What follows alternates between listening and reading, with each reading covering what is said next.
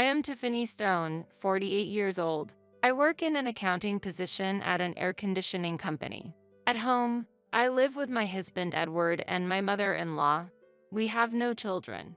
I first met Edward at a large real estate development company where I previously worked, and he had just joined as a new employee. I thought Edward was one of those modern men as I saw him being liked by female colleagues and older male employees too. However, for some reason, Edward said, other accounting staff seem a bit inapproachable. But there's something warm and nice about you, Tiffany, and he started to hand me the accounting documents exclusively. I wasn't sure whether he was a natural airhead or just slow, but there would often be errors in the documents, or they were submitted just before the deadline. Each time, he would show an apologetic attitude but kept repeating the same mistakes, resulting in me having to do a lot of overtime. Is he savvy? Or is he just cleverly maneuvering things? While maintaining a smile outwardly, I felt a bit distressed inside. However, when he saw me struggling with a company-provided stationery, he would sometimes offer me the stationery he recommended. This attention to detail didn't seem like mere flattery.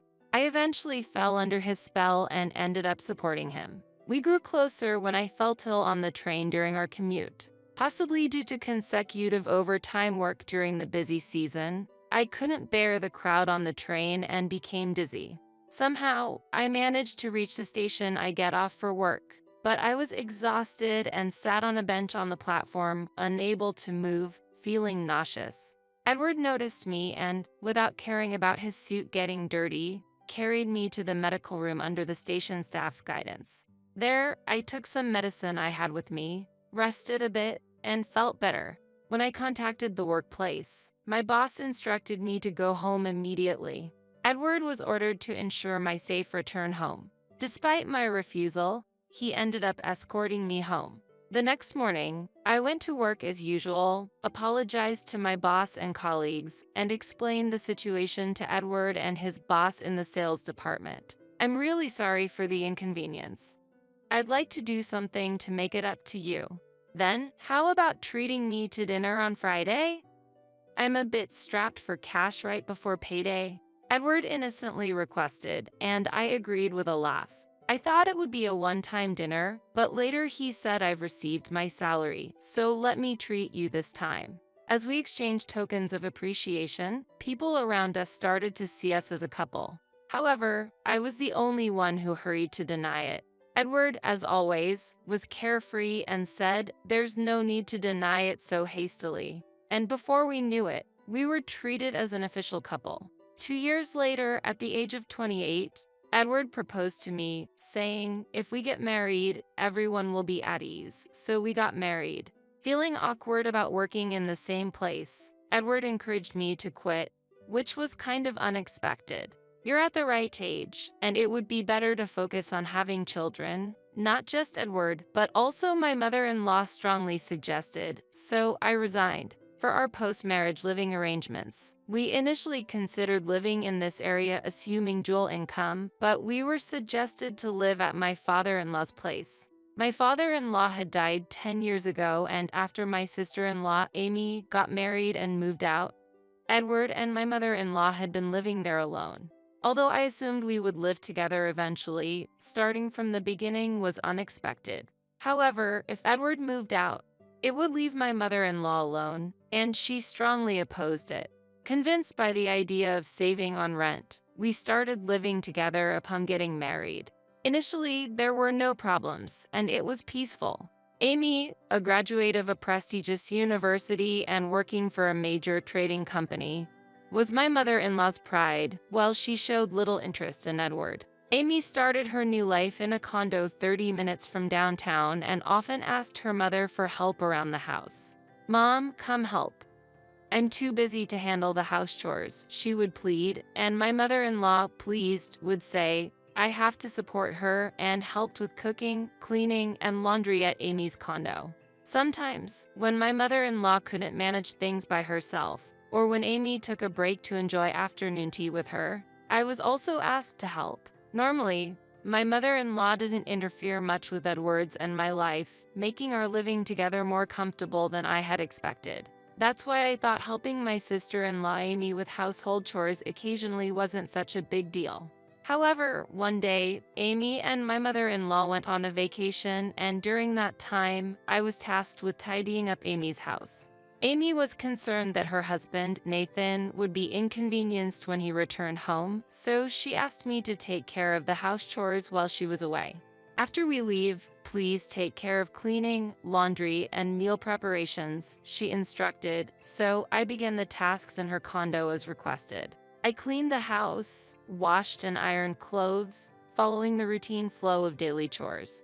When it came to storing food in the refrigerator, I remembered that Amy emphasized, "Make sure to chill my husband's favorite beer," but I could not find the beer anywhere, only mineral water and health drinks were visible. Blaming myself for not checking in advance, I decided to rush out to shop. I headed to the nearby supermarket. Despite searching, I couldn't find the specific beer brand. The Belgian beer Nathan preferred was a rare item, not as readily available as typical American brands. Initially, I thought I could find it in another store, but after visiting several supermarkets and drugstores nearby, I could not find that specific brand anywhere. At that time, map apps were not yet common, and I was not very familiar with the area where Amy and her husband lived. It was challenging to know what each store carried, and as I visited numerous shops in search of the beer, I began to feel increasingly stuck. As time ticked away and my anxiety grew, I decided to catch a taxi as a last resort. I headed straight to a nearby department store and finally found the long-sought-after beer in the liquor section in the basement. I entered the apartment just a bit after 5 p.m. as the evening sky began to darken. Feeling fatigued after all the running around, but not forgetting about the beer that needed to be chilled at Amy's house, I hurried over. An unexpected scene awaited me there. In the living room, I saw Nathan, who had returned home earlier than usual. "Nathan, you're back early," I exclaimed in surprise and began tidying up the apron and various food-filled bags on the messy sofa. Suddenly, Nathan asked, "What's all this about?" My wife said we hired a professional for housework, which left me slightly perplexed. According to Nathan, there had been plans to call his mother from his distant hometown to live together, supporting their busy life as a working couple. He explained, "Our family, just like my wife's, doesn't have a father anymore, and I'm an only child. My mother has no one but me to rely on, and I wanted her to live with us here in exchange for her support with the housework." However, Amy had strongly argued, "If possible, I also want to bring my mother here to live with us. But favoritism is not fair and goes against justice." This statement was laden with a deep wish for balance and fairness within the family. Eventually, a solution satisfactory to both families was found, and they decided to seek external help for the housework. The cost for this service was to be equally shared by Amy and Nathan to ensure fairness. However, the actual situation was a bit different. Secretly, my mother-in-law and I were taking on the role of household support. When Nathan discovered this fact, he acted quickly and contacted Amy. Sensing trouble, Amy and my mother-in-law rushed back from the hot springs, but a fierce argument broke out between them due to Nathan's stern inquiry. Unable to leave, I stayed there. It was then revealed that Amy had been using the money given for household support for personal beauty and relaxation, as well as to spend time with her mother. Ultimately, my mother-in-law stepped forward and offered a heartfelt apology. She promised to act more carefully in the future, managing to resolve the situation for the time being.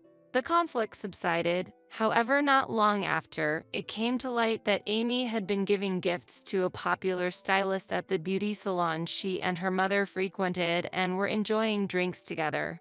Given the previous incident, Nathan, furious, refused any mediation from my mother-in-law, which eventually led to a divorce. Amy's marriage ended in less than 5 years without any disputes over asset division due to the rented condo, and the divorce was settled smoothly without claims for compensation from either side. Due to various speculations caused by them sharing the same workplace, Amy chose to resign and move to a different company, partly thanks to her getting scouted. She intended to start anew. However, due to the disappointment of not being able to achieve the career she desired, she directed her frustrations toward my mother-in-law and me. All this misfortune is your fault. If you had handled things better, none of this would have happened. You are the woman who has been an obstacle in my life. Amy vehemently blamed me. Despite the unfair accusations, they began to criticize me. At a time when I was struggling with not having children, my mother-in-law coldly said, I wanted to have a grandchild, but if the kid came from someone like you, it would have been hard to love them. Perhaps this was for the best, she remarked sarcastically. Shocked by such injustice, tears involuntarily flowed from my eyes. But what cut deeper were the words Edward uttered upon seeing me cry. It's too late to cry and regret your mistakes now. Why couldn't you have handled things better? The one who truly has a right to cry is me, he said with surprising coldness. Hearing those words, I was struck by a profound shock, realizing that Edward, despite knowing everything, was blaming me. I realized that in this house, there was no one on my side. Upon realizing that, I began to seriously consider divorce, but given my position of having resigned to focus on the home, it wasn't easy to vocalize thoughts of separation. While returning to my parents' home was a possibility, it felt awkward as my brother and his wife were already living there, especially since I was unemployed. Moreover, finding a suitable re-employment opportunity in my hometown seemed daunting. Amid these circumstances, I decided to aim for financial independence. Utilizing my network from my previous job, I discreetly found a part-time accounting position. I told my family, I feel guilty for not having children yet. I want to contribute to the household finances, and with tears in my eyes, I was able to obtain permission to work. I started work the following month, doing my utmost best, since I was fully aware of the risks of being criticized for neglecting household duties or pressured to quit my job, even on exhausting or physically challenging days, without compromising at work and seizing every opportunity for growth. I was promoted to a full-time position 2 years after starting as a part-timer. 5 years later, upon receiving an invitation from a former boss who was starting his own business, I transitioned to the current air conditioning company, where I have been happily engaged in my work. However, on the day marking our 20 years of marriage, while washing dishes in the kitchen after dinner, Edward, who usually spent time amiably with his mother and was indifferent to my presence, came to tell me, there's something I need to discuss. Please come to the living room. Feeling this was unusual, I headed to the living room where Edward, without allowing me to sit down, announced, It's already decided, but from next month, we will begin living with my mom and sister. As I was taken aback, my mother-in-law added, Amy has said she needs some time to recover at home due to the stress of her new job affecting her health. It's best for her to relax at home during such times. Plus, having outsiders around is unsettling, right? She said. She approached me and continued with a malicious snare. Outsiders should go back to their own homes, making a dismissive gesture. At that moment, both my mother-in-law and Edward were smirking at me, as if gauging my reaction. But inside, I was secretly delighted, thinking, I can finally gain my freedom. I turned to them with a calm smile and said, I understand.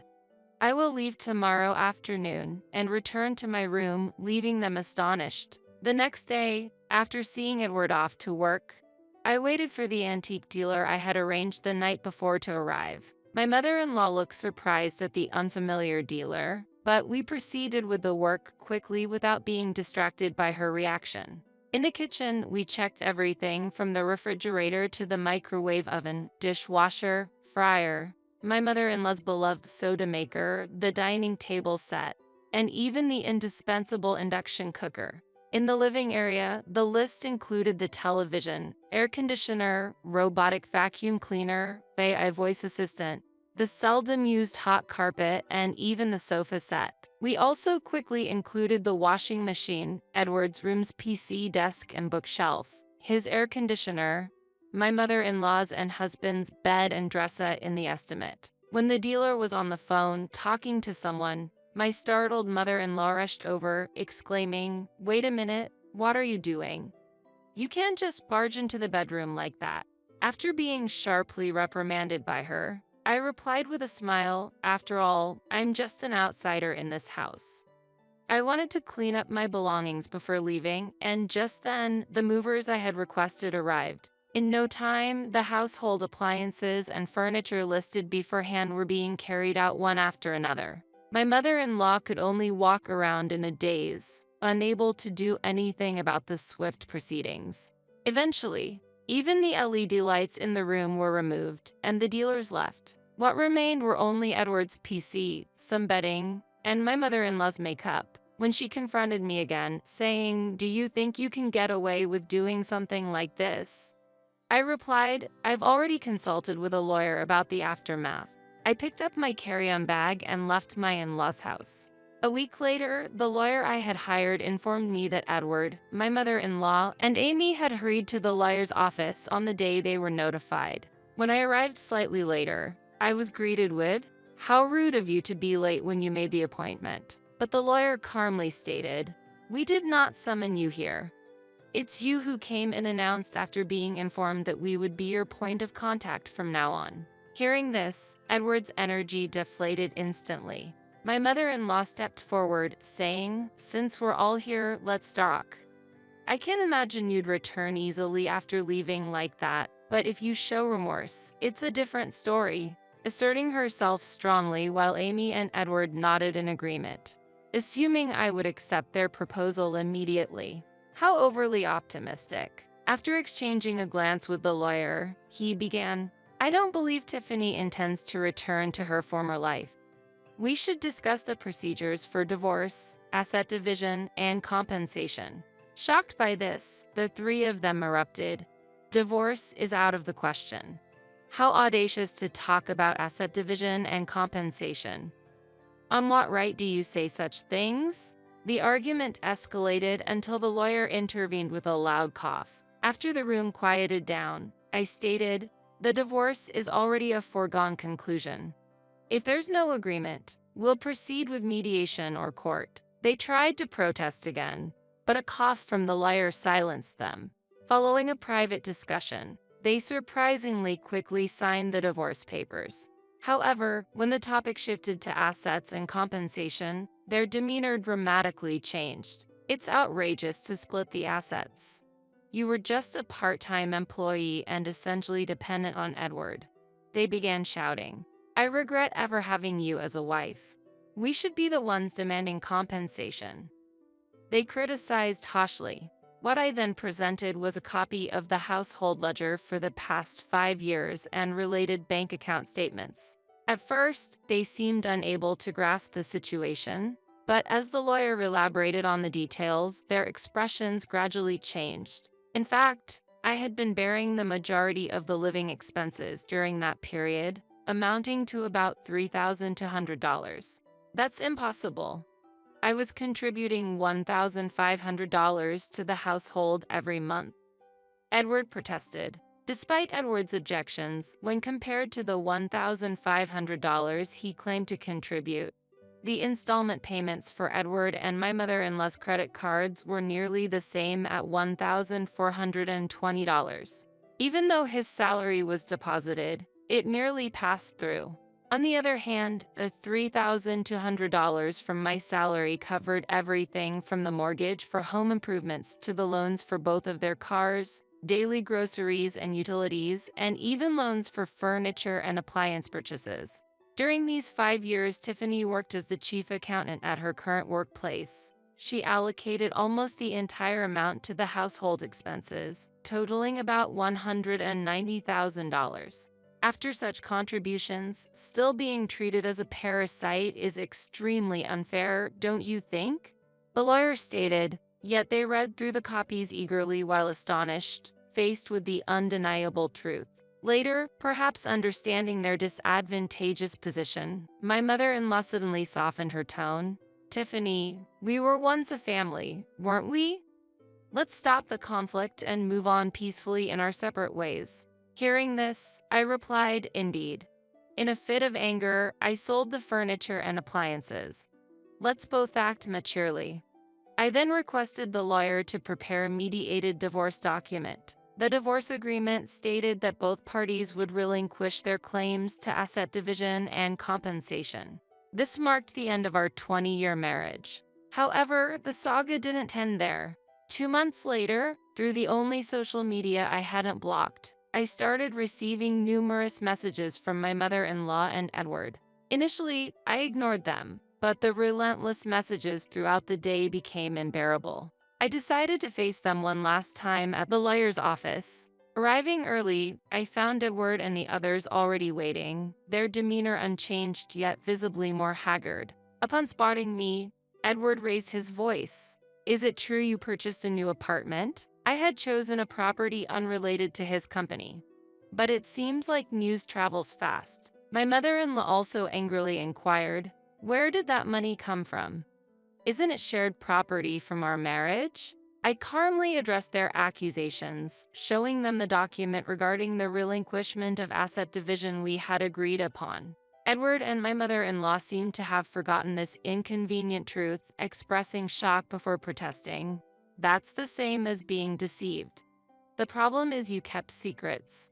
The lawyer intervened. "The funds for Tiffany's apartment came from exercising stock options at her new job, which is not subject to asset division.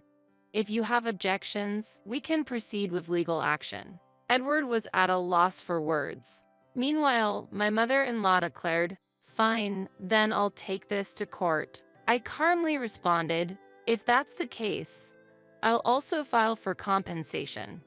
Edward's open search for a remarriage partner, even before our divorce, caused me significant emotional distress.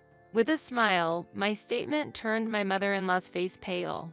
Beside her, I addressed a bewildered Amy. "Of course, I will file for compensation based on the mental distress I've experienced in the past. I have preserved all evidence of the insults and harassment directed at me, and laid out recording devices, data storage, and printed messages on the table, causing Amy's expression to change.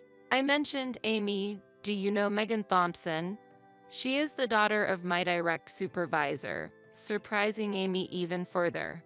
I had previously discussed this tumult with Executive Director Thompson, from whom I had received advice. His daughter Megan works in an important position overseeing a department at the company where I work. I've met her several times at various company events, like barbecues and year-end parties, where we had opportunities to interact. Megan is a charming individual who brightens the room, someone who can converse amicably with anyone. However, she had faced unreasonable harassment from her boss at the company she joined, impacting her mental health and leading to a leave of absence. Shockingly, the perpetrator was none other than my sister-in-law Amy. To touch a little on Megan's family background, her parents divorced when she was young, and she grew up in a father-daughter household with her father. As such, she largely grew up without the warm support of an older female figure. When she reached out to me wanting emotional support, I readily accepted her request. We talked over tea at a cafe, discussing everything from daily trivialities to her workplace woes. In the course of our conversations, Amy's name came up. I was surprised. It later emerged that Amy wasn't on leave due to illness, but had been ordered to stay at home because her inappropriate actions towards Megan had become an issue. I felt a strong sense of urgency and got the final push to proceed with the divorce due to a clear reason. I anticipated that if my sister-in-law Amy lost her job, she would almost certainly move into our house. Such a scenario would put me under further financial and emotional strain. While pondering how to proceed with the divorce advantageously, I was unexpectedly kicked out by Edward and my mother-in-law, which serendipitously turned the situation in my favor. To capitalize on this opportunity, I exaggerated selling off furniture and appliances. This act was a tactic to feign mutual loss to avoid property division and compensation claims, motivated by wanting to keep the movement of funds from exercising my hidden stock options. Due to Edward and my mother-in-law's wasteful nature, our savings were meager, and a strict division of assets would have left me at a loss. Thus, I cleverly strategized to protect my position while favorably navigating the divorce. I understood that claiming compensation from a party without the means to pay would be futile, even if I won. Hence, I emphasized my contributions to living expenses, creating a semblance of indebtedness to influence them to accept the waiver of property division. Edward, my mother-in-law, and Amy eventually grasped the situation. They felt relieved, thinking that expelling me from the family would restore their peaceful life. But their assumption was naive. The decline in their living standards after my departure was stark, especially my mother-in-law, who, as I had pointed out earlier, continued to proclaim loudly to friends, relatives, and even distant acquaintances that she was planning to sever ties with a daughter-in-law who could only manage part-time work and wouldn't even give her a grandchild. Moreover, she was actively seeking matchmaking opportunities for Edward, saying, "If you know any suitable young ladies, please introduce them to my son." The list of ideal daughter-in-law criteria she proposed was unrealistic and laden with unfairness. These demands were not only anachronistic but also crossed ethical boundaries, reflecting her detached personal desires. She was overly fixated on youth as a factor in a prospective wife and generally dismissed the idea of having extensive social experience. She also expected the daughter-in-law to sever ties with her family and to receive a certain amount of assets upfront from them, an exceedingly unfair demand. Additionally, she required medical proof of the woman's fertility before marriage, an extreme request that disregarded human rights. These conditions shocked everyone with their excessiveness and irrationality, subjecting my mother-in-law to widespread criticism. Every one of her utterances emanated from a deeply egocentric view, finding no sympathy from listeners. Under these circumstances, there was no room for serious consideration of her proposals, further highlighting her unrealistic demands. The outlandishness of her conditions alienated and disappointed all who heard them. Despite her attempts to impose her unrealistic expectations, the response from those around her was distinctly cold and dismissive. Even with additional criteria like beautiful, stylish, and tall, everyone sensed the emptiness of those demands, and no marriage proposals were forthcoming for Edward. Subsequently, as my mother-in-law hastened the search for marriage prospects, she faced increasing rejection and was ignored by those around her. As news of our divorce spread, they became the subject of local gossip, known as the embarrassing mother and child. Previously arrogant, my mother-in-law could no longer withstand the harsh judgment of society and began to seclude herself at home. Occasionally, cries and the sound of breaking dishes emanated from their house, becoming a whispered topic among neighbors. It seems my mother-in-law has been unable to control her emotions since I left the house. Once using me as an outlet for her stress and finding solace in shopping and trips, she may now be unleashing her frustration within the confines of her home. As for Edward, since he had left all financial management to me, he was clueless about handling money. Even after the lawyer explained the situation, he still overestimated his abilities. However, the mother and daughter duo, supposed to take over house chores, found them too bothersome and neglected their responsibilities. Their meals resorted to takeout or department store food, relying on cleaning and laundry services, leaving other minor administrative tasks unattended. Consequently, their finances collapsed within just 2 months. Edward had to retrieve his credit card from his mother, and his diet became simple and unbalanced. I heard that his meals now consisted of toast and coffee for breakfast, cup noodles for lunch, and discounted food for dinner. Laundry was done in bulk when clothes ran out, and cleaning was focused only on visible areas, leading to a decline in Edward's health due to poor nutrition and hygiene. Once youthful-looking, he gained weight, his skin worsened, and his hair became greasy, diminishing his former charm. Clients complained more and more, especially since appearance is important in sales, resulting in his reassignment to a back-office role and a salary reduction. Acknowledging this wake-up call, Edward reached out through the lawyer, expressing a desire to sever ties with his mother and sister and start anew with me.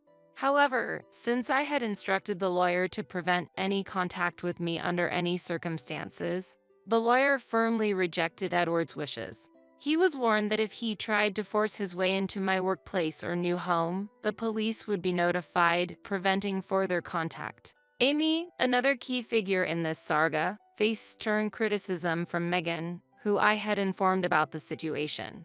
Megan exclaimed, "What's wrong with you? And here I thought you might have changed at least a little bit after what had happened between us. Blaming Tiffany for your divorce and continuing such harassment. How spiteful can you be?" When Megan contacted her employer to resign, she was asked about her reasons. She explained, "It's a personal matter not directly related to my work," but then detailed the issues to HR and administration. After seeing everyone's shock, she said, "I acknowledge there were imperfections on my part too. I believed we could compromise and cooperate for the company's benefit if there was genuine remorse. However, I assert that this is not feasible." Submitting her resignation, she added, "Working under her guidance again would be mentally impossible." Megan smoothly completed her resignation process and transferred to another company in the same industry, which allowed her to work from home until her health fully recovered. At her previous company, her sudden resignation, despite being on leave, shocked her colleagues and superiors. The news that her departure was due to relentless harassment from Amy spread internally and externally, exacerbating the situation. This rumor quickly disseminated, significantly affecting the company's atmosphere. Colleagues and juniors who respected Megan began to seriously reconsider their career paths, leading to a wave of transfers and resignations. Megan's decisions had a profound impact on many lives. The company's management recognized the severity of the situation and convened an emergency meeting. They decided to swiftly transfer Amy to a related company in another region as an immediate solution. Although this decision was hard for Amy to accept, it was communicated with a firm stance of no other options. Initially resistant, Amy had to begrudgingly accept the transfer when faced with the threat of a possible layoff. Even in her new environment, her past actions preceded her, leading to inevitable isolation within the new office. Surrounded by colleagues who avoid her except for necessary work-related conversations, Amy spends her days in solitude, considering resignation and yearning to return to her hometown. Amy faced relentless criticism from Edward and her mother. "You'll just be a burden if you come back unemployed. Who do you think caused all this misfortune?" They rebuked her, completely rejecting her by saying, "You're the calamity itself that brought disaster to this house." These events starkly illustrate the tragic circumstances Amy was facing. I heard she is now working in a quiet, out-of-the-way department of a subsidiary, a far cry from her former self, becoming a humble and unnoticed presence, diligently focusing on her tasks. She has transformed into a shadow of her former vibrant self, attracting no attention and blending into the background. My own life has also reached a significant turning point. After settling the tumultuous events, including officially ending my marriage with Edward, I embarked on a new chapter with Executive Director Thompson, encouraged by the warm recommendation of his daughter, Megan. Reflecting on the 20 years with Edward, I initially had little interest in remarrying. However, Megan encouraged me, saying, "Marriage can change significantly depending on the partner you choose." My father may be older, but he is truly a rare gem. Indeed, in less than a year with Executive Director Thompson and Megan, I've experienced more smiles and happiness than in the 20 years with Edward. Having a partner to share the joy of expressing oneself and living freely brings an immeasurable sense of happiness. While I sometimes regret not making this decision sooner, dwelling on past regrets is a waste of the present, which is invaluable. Moving forward, I am determined to cherish the new family life with Megan and Executive Director Thompson, building a richer and more peaceful future together.